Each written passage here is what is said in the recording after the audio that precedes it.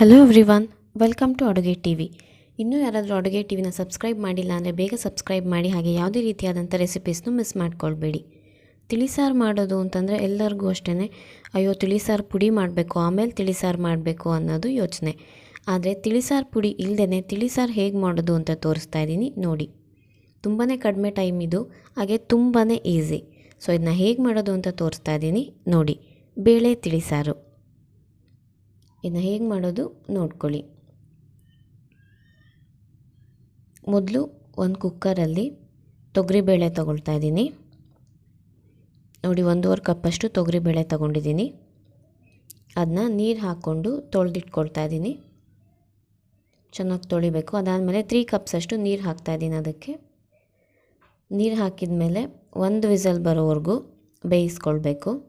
ಬೇಳೆ ಚೆನ್ನಾಗಿ ಬೇಯಬೇಕು ನೋಡಿ. ಇವಾಗ ಬೇಳೆ ಬೆಂದಿದೆ. 1 ವಿಸಲ್ ಮಾಡಿಸ್ಕೊಂಡಿದ್ದೀನಿ ಅಷ್ಟೇ ನೋಡಿ. ಇವಾಗ ಚೆನ್ನಾಗಿ ಬೆಂದಿದೆ. ಸ್ವಲ್ಪ ಗಟ್ಟಿ ಇದ್ದರೆ ಮ್ಯಾಶ್ ಮಾಡೋದಕ್ಕೆ ಕಷ್ಟ ಆಗುತ್ತೆ, ಹಂಗಾಗಿ ಈ ರೀತಿ ಚೆನ್ನಾಗಿ ಬೇಯಿಸ್ಕೊಳ್ಬೇಕು. ಆ್ಯಂಡ್ ಇವಾಗ ಬೇಳೆ ಬೆಂದಾಗಿದೆ. ನೆಕ್ಸ್ಟು ಒಗ್ಗರಣೆಗೆ ಏನೇನು ಬೇಕು ಅಂತ ತೋರಿಸ್ತೀನಿ ನೋಡಿ. ನೆಕ್ಸ್ಟು ಒಂದು ಪ್ಯಾನಲ್ಲಿ 3 ಸ್ಪೂನ್ಸಷ್ಟು ಎಣ್ಣೆ ಹಾಕ್ಕೊಂಡಿದ್ದೀನಿ. ಅದಕ್ಕಿವಾಗ ಅರ್ಧ ಸ್ಪೂನಷ್ಟು ಸಾಸಿವೆ ಹಾಕ್ಕೊಳ್ತಾ ಇದ್ದೀನಿ.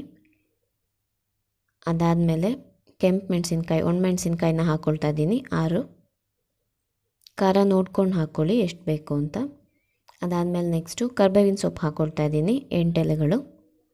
ಅದಾದಮೇಲೆ ಜೀರಿಗೆ ತೊಗೊಂಡಿದ್ದೀನಿ, ಪುಡಿ ಮಾಡಿ ಇಟ್ಕೊಂಡಿರೋ ಅಂಥದ್ದು. ಹಾಗೆ ಮೆಣಸಿನ ಪುಡಿ ಅರ್ಧ ಸ್ಪೂನು. ನೆಕ್ಸ್ಟು ಬೆಳ್ಳುಳ್ಳಿ 8ರಿಂದ 10 ಎಸಳುಗಳು ಹಾಕ್ತಾಯಿದ್ದೀನಿ. ಅಷ್ಟನ್ನು ಚೆನ್ನಾಗಿ ಫ್ರೈ ಮಾಡ್ಕೊಳ್ಳಿ. ಜೀರಿಗೆ ಘಮ ಬರಬೇಕು, ಹಾಗೆ ಬೆಳ್ಳುಳ್ಳಿ ಚೆನ್ನಾಗಿ ಫ್ರೈ ಆಗಬೇಕು. ಅದಷ್ಟು ಆದಮೇಲೆ ಇವಾಗ ಈರುಳ್ಳಿ ಹಾಕ್ಕೊಳ್ತಾ ಇದ್ದೀನಿ. ಸಣ್ಣದಾಗಿ ಹೆಚ್ಚಿಟ್ಕೊಂಡಿರೋ ಅಂಥದ್ದು 1 ಈರುಳ್ಳಿ. ಈಗ ನೋಡಿ ಚೆನ್ನಾಗಿ ಇದನ್ನ ಫ್ರೈ ಮಾಡಬೇಕು. ಈರುಳ್ಳಿ ಸಾಫ್ಟ್ ಆಗಬೇಕು, ಅಲ್ಲಿವರೆಗೂ ಫ್ರೈ ಮಾಡಿ. ಆ್ಯಂಡ್ ಫ್ಲೇಮ್ ಮೀಡಿಯಮಲ್ಲಿರಲಿ, ತುಂಬ ಜಾಸ್ತಿ ಮಾಡ್ಕೋಬೇಡಿ. ಆ್ಯಂಡ್ ಇನ್ನೂ ಯಾರಾದರೂ ಅಡುಗೆ ಟಿವಿಗೆ ಸಬ್ಸ್ಕ್ರೈಬ್ ಆಗಿಲ್ಲ ಅಂದರೆ ಬೇಗ ಸಬ್ಸ್ಕ್ರೈಬ್ ಮಾಡಿ. ಈ ರೀತಿ ಎಲ್ಲ ವೆರೈಟೀಸ್ನು ನೀವು ಮನೆಯಲ್ಲೇ ಮಾಡ್ಕೊಂಡು ತಿನ್ಬೋದು. ಈಗ ನೋಡಿ 1/4 ಸ್ಪೂನಷ್ಟು ಅರಿಶಿನ ಪುಡಿ ಹಾಕ್ಕೊಂಡಿದ್ದೀನಿ. ಅದನ್ನು ಅಷ್ಟೇ ಚೆನ್ನಾಗಿ ಮಿಕ್ಸ್ ಮಾಡ್ಕೊಳ್ಬೇಕು. ಚೆನ್ನಾಗಿ ಮಿಕ್ಸ್ ಮಾಡಿ. ಆದಷ್ಟು ಮಿಕ್ಸ್ ಆದಮೇಲೆ ಇವಾಗ ಟೊಮ್ಯಾಟೊ ಹಾಕ್ಕೊಳ್ತಾ ಇದ್ದೀನಿ. 2 ಟೊಮೊಟೊ ತೊಗೊಂಡಿದ್ದೀನಿ ಸಣ್ಣದು.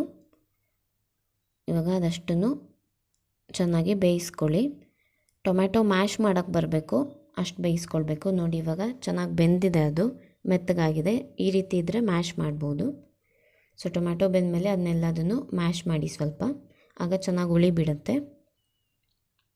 ಆ್ಯಂಡ್ ಇದಿಷ್ಟು ಮಿಕ್ಸ್ ಆದಮೇಲೆ ಮ್ಯಾಶ್ ಮಾಡಾದಮೇಲೆ ಇವಾಗ ನೋಡಿ 1 ಇಡೀ ಕೊತ್ತಂಬರಿ ಸೊಪ್ಪು ತೊಗೊಂಡಿದ್ದೀನಿ. ಅದನ್ನು ಸಣ್ಣದಾಗಿ ಹೆಚ್ಚಿಟ್ಕೊಂಡಿದ್ದೀನಿ. ಅದನ್ನು ಕೂಡ ಹಾಕಿ ಮಿಕ್ಸ್ ಮಾಡ್ತಾಯಿದ್ದೀನಿ. ಎಲ್ಲದನ್ನು ಮಿಕ್ಸ್ ಮಾಡಿ. ಆ್ಯಂಡ್ ಇದು ತುಂಬ ಒಳ್ಳೆಯದು ಹೆಲ್ತ್ಗೆ, ಯಾಕಂದರೆ ಬೆಳ್ಳುಳ್ಳಿ ಮತ್ತು ಮೆಣಸು ಹಾಕಿರೋದ್ರಿಂದ ಶೀತ ಕೆಮ್ಮು ಏನೂ ಬರೋದಿಲ್ಲ.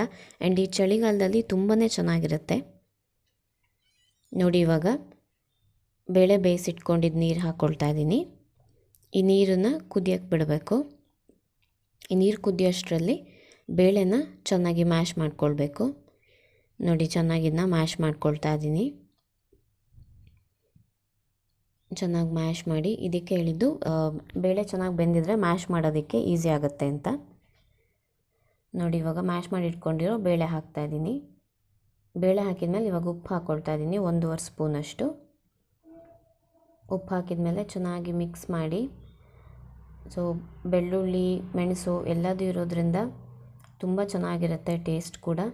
ಆ್ಯಂಡ್ ಜ್ವರ ಬಂದವ್ರಿಗೆ ಇದನ್ನ ಕೊಟ್ಟರೆ ತುಂಬ ಚೆನ್ನಾಗಿರುತ್ತೆ. ಜಾಸ್ತಿ ಎಣ್ಣೆ ಇಲ್ಲ, ಹಾಗೆ ಮಸಾಲೆ ಕೂಡ ಇಲ್ಲ ನೋಡಿ. ಇವಾಗ ಚೆನ್ನಾಗಿ ಕುದೀತಾ ಇದೆ ಸಾಂಬಾರು. ಸೊ ಇವಾಗ ಕುದಿಯೋಕ್ಕೆ ಸ್ಟಾರ್ಟ್ ಮಾಡಿದ್ಮೇಲೆ 2 ಮಿನಿಟ್ಸ್ ಅಷ್ಟು ಬಿಟ್ಟರೆ ಸಾಕು. ಫ್ಲೇಮ್ ಆಫ್ ಮಾಡಿಬಿಡಿ. ಸೊ ಸಾಂಬಾರು ಇನ್ನೇನಾಯಿತು ನೋಡಿ. ತುಂಬಾ ಬೇಗ ಆಗುತ್ತೆ, ಜಾಸ್ತಿ ಟೈಮೇನು ಹಿಡಿಯಲ್ಲ, ತುಂಬ ಈಸಿ ಕೂಡ. ಸೊ ಈ ರೆಸಿಪಿ ನಿಮ್ಮೆಲ್ಲರಿಗೂ ಇಷ್ಟ ಆಗಿದರೆ ಇದನ್ನ ಲೈಕ್ ಮಾಡಿ, ಶೇರ್ ಮಾಡಿ, ಹಾಗೆ ನೀವು ಎಲ್ಲರೂ ಕೂಡ ಟ್ರೈ ಮಾಡಿ ಇದನ್ನು. ಸೊ ಸಾಂಬಾರು ಆಯಿತು, ಇದನ್ನ ಇವಾಗ ಸರ್ವ್ ಮಾಡ್ಬೋದು. ಸೊ ಇದ್ರ ಜೊತೆಗೆ ಅನ್ನ ಹಪ್ಪಳ ಇದ್ದರೆ ಅದ್ರ ರುಚಿನೇ ಬೇರೆ.